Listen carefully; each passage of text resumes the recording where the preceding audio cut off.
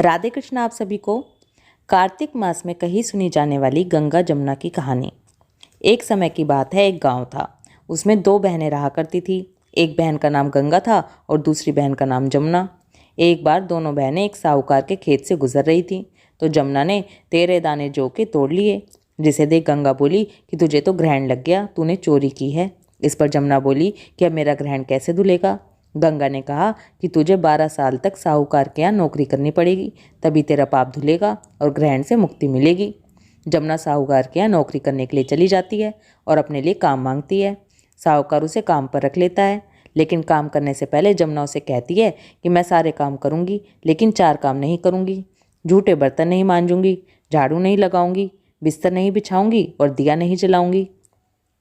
12 साल के बाद कुंभ का मेला लगा तो साहूकार ने भी कुंभ नहाने जाने लगी। जमुना ने उसे जाते देखा कि कुंभ के मेले में मेरी बहन गंगा मिलेगी तो उसे ये सोने का टका दे देना। साहूकारनी को देकर बोली, इससे वह अपने हाथों में सुंदर चूड़ियां पहन लेगी। साहूकारनी ने कुंभ के मेले में गंगा को वो सोने का टका दे दिया। गंगा ने उनसे वह टका लेते हुए कहा कि मेरी बहन को कहना कि उसके 12 वर्ष पूरे हो गए, अब वो यहाँ वापस आ जाए। साहूकार और साहूकारनी घर वापस आए तो जमुना मटके में पानी भर रही थी। दोनों जमुना से बोले कि हमने सोने का वो टका तुम्हारी बहन को दे दिया और उसने कहा है कि तुम्हारे 12 वर्ष पूरे हो गए, इसलिए अब तुम वापस आ जाओ। ये समाचार सुनते ही जमुना तो सहस्त्रधारा में बदल गई और बहने लगी। जमुना जी का यह रूप देखकर साहूकार और साहूकारनी परेशान हो गए कि हमारे घर में तो जमुना माता ने काम किया, हम अब कैसे करें, हमारे को तो बड़ा पाप लग गया, हमें पाप कैसे उतारेंगे। जमुना भागकर गंगा माता के पास चली गई। गंगा ने जमुना से पूछा कि तुम साहूकार साहूकारनी से कुछ कहकर आई हो या ऐसे ही चली आई। तब जमुना बोली कि मैं तो कुछ भी बताकर नहीं आई। गंगा ने कहा, जाओ उन्हें धीरज दिया, नहीं तो उन्हें जीवन भर असंतोष रहेगा।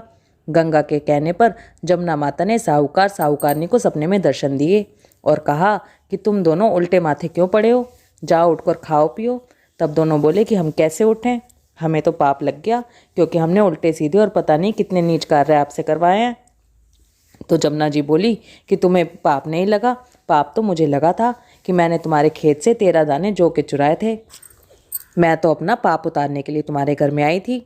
मेरा पाप तुम्हारे घर में 12 वर्ष तक रहने से उतर गया और अब मेरी मुक्ति हो गई।